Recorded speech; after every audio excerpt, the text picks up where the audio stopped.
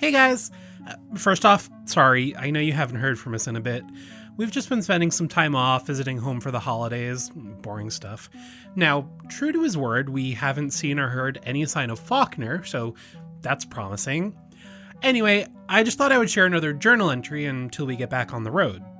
So, please, as usual, sit back, relax, and enjoy another cryptid case file from the journals of Norman Carter.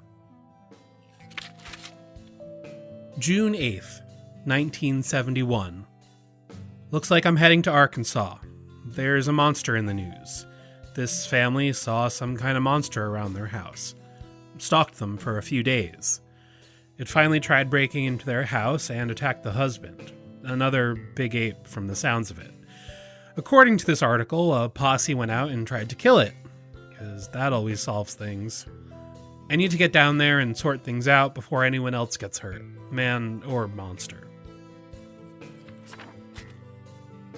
June 10th. Definitely not dealing with a hoax. I got into Fouke this morning. Tried to talk to the Ford family, but they're gone. The attack was only a month ago, but they've already sold their house and moved away. Whatever happened scared them good. Since the house was empty, I decided to at least look around. The screen door was busted, consistent with the report. There were some scratches on one of the outer walls of the house, about 4 feet off the ground. I tried looking for prints too, but if there were any, they're gone now. June 11th.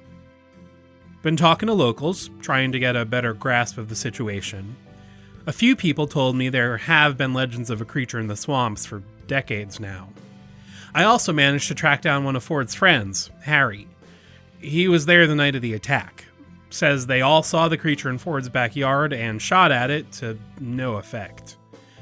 Nothing too promising until I talked to a young man named James Crabtree. Said he had seen the monster once before, but wouldn't elaborate. When I tried pressing him for details, he got anxious. I could tell he was hiding something, so I ended up tailing him for the rest of the day. Eventually, he ended up out in the woods, had a whole campsite set up.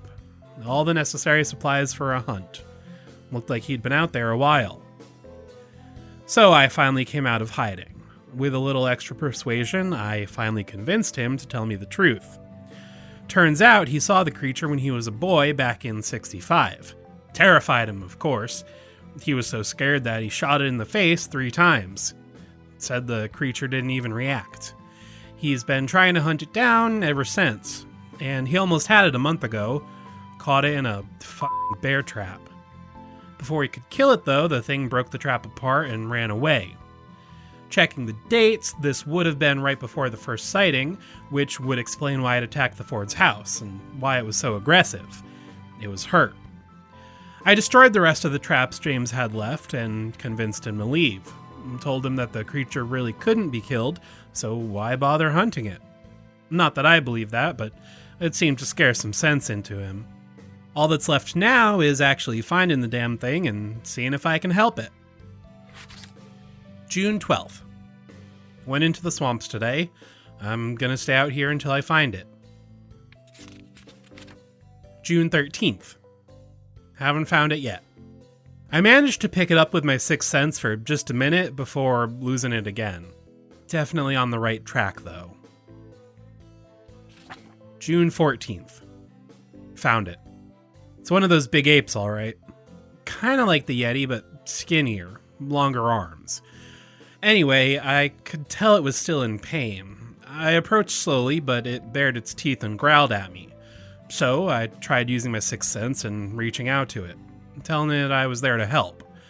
Thankfully, that worked. This thing wasn't invincible, that's for sure. Just an animal, like every other creature I've found. Its leg was all cut up and probably broken, and its face even had some scars from where James shot it years ago. Anyway, I did my best to treat the wounds, and the creature seemed appreciative. Its appearance wasn't the only thing that reminded me of the Yeti. When I reached out with my sixth sense, something about it was definitely similar. Maybe these big apes have some kind of sixth sense like I do. And that's it. I'll admit, this one didn't sound familiar at first, but as soon as I googled Fouke, Arkansas, I found the Fouke monster alright. Then I realized it was actually made into one of the first popular cryptid films, The Legend of Boggy Creek, back in the 70s. So, not unknown, but definitely one of the more obscure Bigfoot relatives. Now, like Norman wrote, there were some reports dating back to the 40s, but this encounter from 1971 is what put the Fouke monster on the map, so to speak. The movie was made only 2 years later and interviewed a lot of the actual town residents. I had thought this was the last sighting of the creature, but apparently there was another big rash of sightings in the late 90s. I wonder if it's the same one Norman found. Then again, I guess that depends on whether or not there's more than one out there. Who knows? Maybe we'll find out for ourselves one day. But, that's about it for today. So until next time, bye!